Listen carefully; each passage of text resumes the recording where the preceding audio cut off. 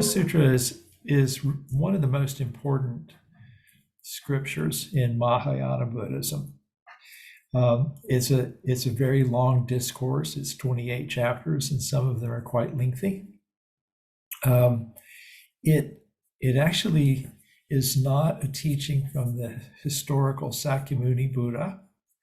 It arrived sometime after his death. And so I'm not sure when. Scholars, I think, have some disagreement on this, but sometime after the Second Buddhist Council, which took place a century after Sakyamuni's passing, and most historians put it around the first century Common Era, but that it first appeared, but it continued to evolve after that. So there's stuff written about it if you care about the history of it, where it came from, and all of that. There's some pretty decent scholarship on that. But the important thing to remember is that this is not a teaching of the historical Buddha, but it's still considered to be the word of the Buddha. So, for those of you who are new to this, the historical Buddha, Sakyamuni Buddha, the one and only Buddha in this era, in this particular universe and time and space, he lived as a human being about 2,500 to 2,600 years ago.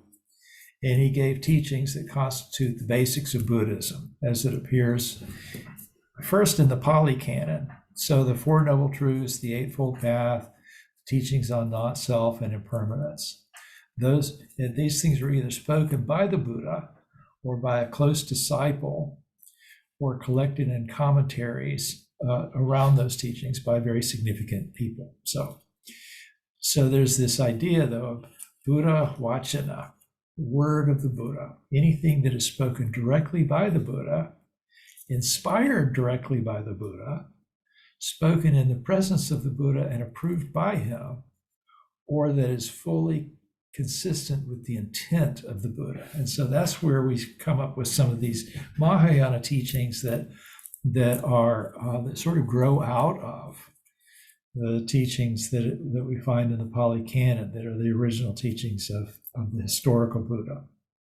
So there are things that the Buddha himself didn't personally say, but that are aligned with his teachings. And so they're accepted as the word of the Buddha, even if they appeared hundreds of years after his death. So the Lotus Sutra is one of those things. The title, by the way, is literally more like the Sutra on the White Lotus of the Sublime Dharma, or something along those lines. Is one of those teachings that's consistent with the intent of the Buddha. We could say that what the Buddha talked about, in his lifetime, if we continue to develop this and awaken based on what he taught, that we'll encounter some of these teachings that are present in the Lotus Sutra. So there's a real sort of key difference that you'll notice almost immediately when you start reading the Lotus Sutra, if you've been reading things from, the Pali Canon, the discourse setting the wheel of Dharma in motion, and things like that. They're not historical. They're more poetic. They're really intended or created in a way to help us create understanding of the difference between what is relative and historical and dualistic and all of that, and what is absolute and transcendent, these realities that are aligned with one another and yet are different. So it kind of helps, you start to encounter this and you go, we're not talking about ordinary reality here.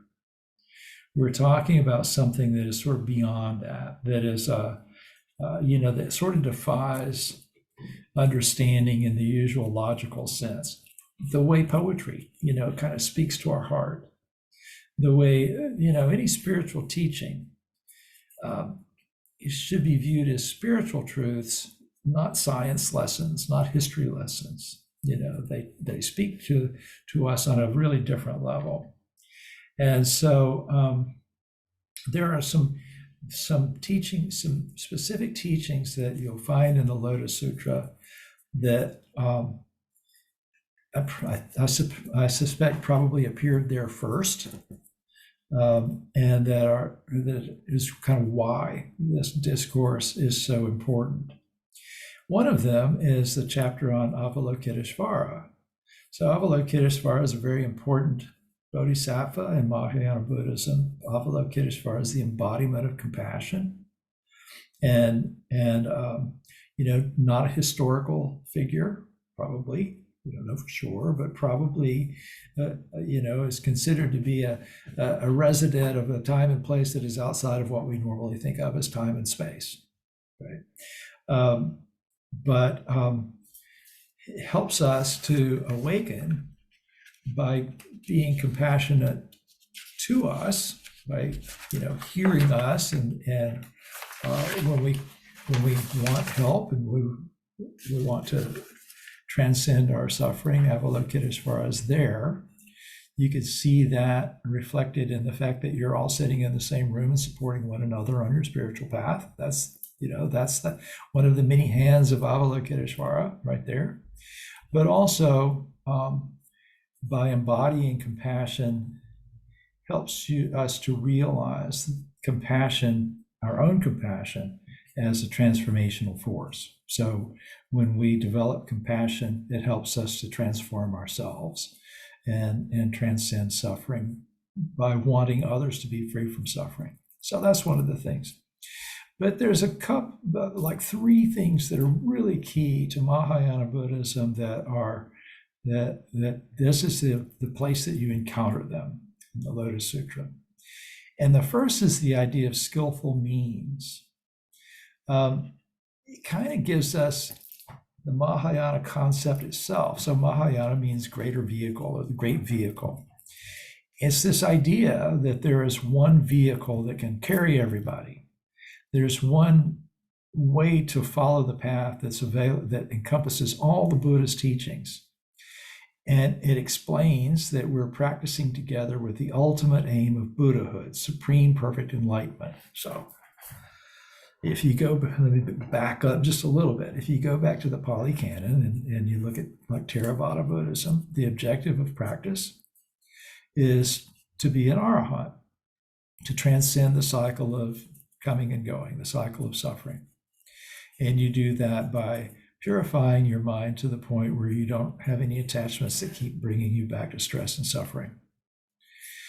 The next step is the bodhisattva ideal. So rather than practicing for your own benefit in order to transcend suffering yourself, you're practicing for the benefit of all. So at the end of our services there, at the beginning of our services there, when we're talking about, being practicing for all beings, may all beings be free from suffering, that kind of thing. This is the bodhisattva ideal. When Buddhism went beyond India into China, the idea that we would practice just to free ourselves seemed a little selfish. And so, this idea developed, well, I'm practicing to free everyone. And so bodhisattvas don't just disappear when they die. They don't enter nirvana. They stick around to help others. And so Avalokiteshvara is one of those. But when we get to the Lotus Sutra, it's even a step farther than that. We're not just practicing to become arahants or bodhisattvas. We're practicing to become Buddhas.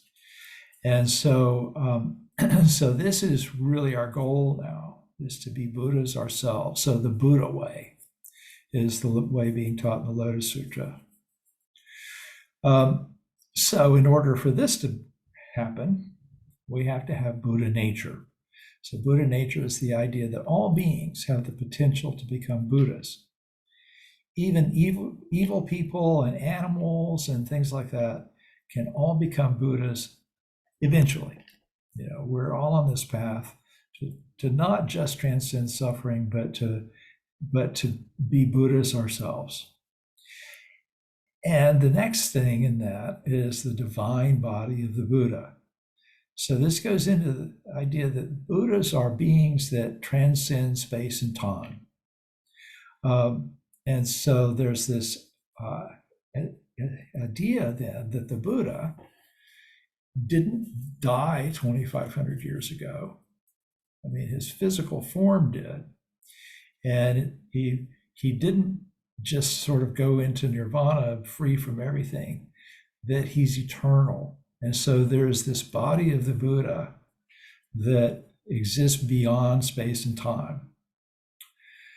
So in dealing with things like the divine body, involves exploring the relative and the absolute, the differences between them. So, things happen in space and time. I mean, we live in space and time. We know this. I woke up this morning at, when the dog woke me up, about 5:30, 5:45, something like that. I walked the dog, I took a shower, I ate breakfast, I wrote some stuff, I made some phone calls, I did all these kinds of things, and now I'm here talking to you. And that happened over a specific period of time and in specific places that I could identify. So this phenomenon that I identify as me has moved through immeasurable spaces, measurable time, along with other objects that I can identify and describe. And this is historical reality or conventional reality.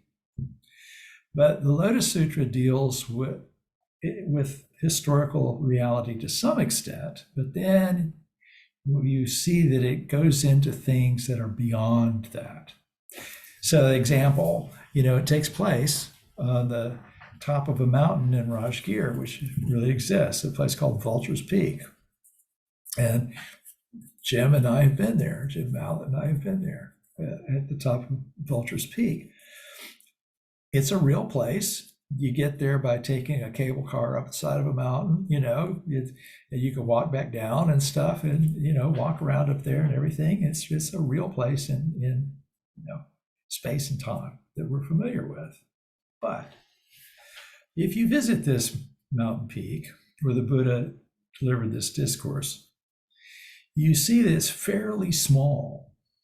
When you encounter this place in the Lotus Sutra, you see that the Buddha couldn't have been there. Whatever happened there was not in conventional reality. It says the Buddha is accompanied by countless beings, 20,000 followers, 80,000 bodhisattvas, 60,000 gods, and on and on and on. Now, this is a pretty small mountaintop. I'd be surprised if you could fit 1,000 people up there comfortably. And here there's, over 100,000 beings, and some of them are huge, and they're coming from all over space and through different universes and all this kind of stuff to converge on this one mountaintop. And as this happens, the Buddha begins to emit a ray of light from his forehead that magically shows a bunch of more assembled beings, thousands and thousands of worlds scattered through the universe. And so what we're seeing is that our ideas of normal space and time don't apply in this world of the Lotus Sutra that we're experiencing. And so we're now in someplace else. And so it's kind of a koan, you can't figure it out in your head. It defies normal logic. So you just kind of have to give into it and go, okay, we're going someplace new. We're going someplace where maybe what I've been thinking doesn't really quite fit. So, one of the terms that you'll hear a lot relative to the Lotus Sutra is this idea of skillful means. So when people come to Buddhism, they come looking for different things. I'll ask people, why are you here? Why do you want to do this? I want to learn how to meditate. I think it'll help me learn how to meditate. Maybe they want to lower their blood pressure, things like that. And that's fine. Some people come because they're looking for spiritual community. Some want enlightenment. Some just want to be less stressed out. That's probably the most common thing. Usually people are dealing with ordinary day-to-day forms of suffering, and they just want to deal with them in a way that creates less suffering. But what it's saying is that there's one path. This path can take a lot of different forms, but the Buddha is pointing out that this one ultimate vehicle can take us all to the highest destination. These destinations, reduce stress and lower blood sugar and all that, or blood pressure and all that, are fine, but that same path will take you all the way to Buddhahood. So this progression of purpose is one of the things that we mean by skillful means. The Buddha says in there, I talk about how I become an arahant and I pass away and I'm gone from the world, but really that's just a skillful means to get people to listen so that they'll start practicing the Buddha way, kind of. So this idea of skillful means, there's a story in the Lotus Sutra that kind of helps explain that idea. And you might have read this. It reminds me a lot of the prodigal son story in the Bible. In fact, I think I'm going to do a talk comparing those two things. But there's this man leaves home at a young age, and he goes off to kind of make his own way, and he becomes destitute. And he's traveling around the country trying to scratch out a living. And over a period of years, he goes all over the place, and he's just really very poor, not making it very successfully at all. And he happens accidentally to return to the place of his birth. Well, since he had left, his father had become a very successful, wealthy man, and for many years was wishing for his son's return. And now his life is coming closer to an end, and he's afraid that all this wealth that he's accumulated is going to be scattered. Well, the son comes around looking for work, and his father sees him and he recognizes him right away, and he's overjoyed. But his son sees this grand palace, and he's afraid. He's thinking, I don't have any business being in such an amazing place. He spent so much time living in poverty, and he's dirty and all of that kind of stuff. And so he starts to leave. Well, his father said, hey, don't let him leave, and send some servants after him to bring him back. When his son sees these people coming after him, he's terrified. He thought that they were coming to accuse him of a crime or something like that. And so he fainted from fear. And he thinks that they're going to be dragging him off and putting him in prison or something. Well, his father realizes, okay, I'm going to have to be a little bit more subtle. I'm not going to be able to just bring him back here. And so he has some servants dress in soiled rags and stuff and go seek out his son. And they often say, hey, there's a job opening up here at the palace. Would you mind coming out and help pick up the trash and clean up the stables and that kind of thing? So they offer him a job of, really, really menial labor. And so his son thinks he's up to this, and so he accepts the job. And then over several years, the man has his son given more and more responsibility. And finally, his son is feeling, like he's advanced enough. He believes in himself enough that he's able to accept his father's kindness. And once he's able to accept his father's kindness, now his father can reveal the truth of his birth to him. So the parable here is that we're like that son. When we first come to the Dharma, most of us are just looking for relief from stress and can't imagine that we can achieve a high level of compassion and wisdom. But then as we work with the teachings that we're able to grasp over time, we develop greater levels of understanding, a greater capacity to be kind and compassionate, and a greater ability to understand things that really may not quite fit our usual sense of what is logical. We can sort of sense the divine, for lack of a better term. We can experience oneness for ourselves and things like that. And then we can really accept the kindness of a Buddha who wants to help us also become Buddhas. So in order to become Buddhas, as I said, we have Buddha nature, the seed of Buddhahood that lies within us all. So we all possess this ability to awaken. Our practice is to reveal that to ourselves. So, one of my most significant teachers, Zen Master Dogen, who founded Soto Zen, he was really puzzled by this idea of Buddha nature. He said, if we all have Buddha nature, if there's something in our heart that is the seed of Buddhahood, why do we have to work so doggone hard? Why do we have to go to retreats and meditate and all this kind of stuff if it's there? And then he realized that our practice really is our Buddha nature being embodied in what we do. So this eternality of the Buddha is kind of an interesting thing. In the Lotus Sutra, the Buddha says that he comes and goes in human form to bring the Dharma to beings in this world, but that he's actually beyond that. He's actually eternal. He says, in order to save living beings as expedient means, I appear to enter nirvana, but in truth, I don't pass into extinction. I'm always here preaching the law. I'm always here, but through my transcendental powers, I make it so that living beings in their befuddlement don't see me even when I'm close by. That's an interesting idea, that the Buddha seems to have passed away, but yet still present. And we just don't know enough to see it yet. He says, when I look at living beings, I see them drowned in a sea of suffering. Therefore, I don't show myself because I don't want them to thirst after me. And then when their minds are filled with yearning, when their minds are really ready for it, then I appear and preach the Dharma. And he says, some people will respond to instructions on how to eliminate the patterns of thinking that keep bringing us back to suffering. And others want to realize emptiness and become bodhisattvas to liberate all beings. And for those, he still seems mortal, but others understand that Buddha nature is essentially eternal. For them, he's always among us. So the challenge then is to realize for ourselves what this means, Buddha nature, and something that's eternal. It doesn't fit with the Pali Canon stuff that says everything is impermanent except the deathless.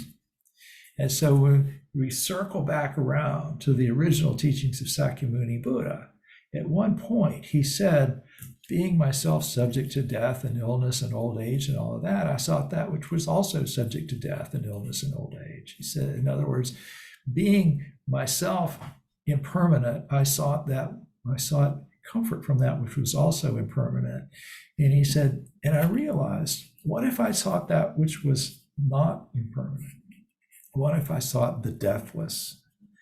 And so, you can say, well, Buddha nature is the awakening that existed before anyone was there to awaken to it, right? There is and I'll leave you to try to figure this out for yourself. What Thomas Merton called the ground of being, perhaps. This idea that the ocean of oneness, where everything that exists is just a wave on this ocean that we don't arise from, we're part of, right?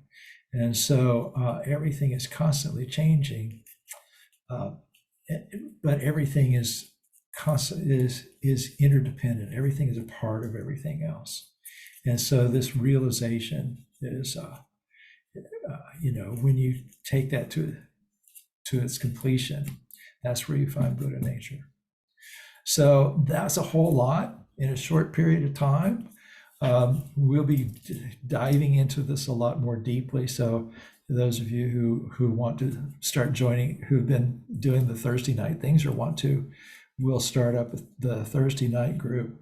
We'll be reading the threefold Lotus Sutra. So it's the 28 chapters plus some stuff that sort of sets it up at the beginning and a meditation at the end. And we'll take a couple of months at least to do this. So if you want to join me with that, just let us know. And Thursday nights, and we'll start reading the Lotus Sutra together.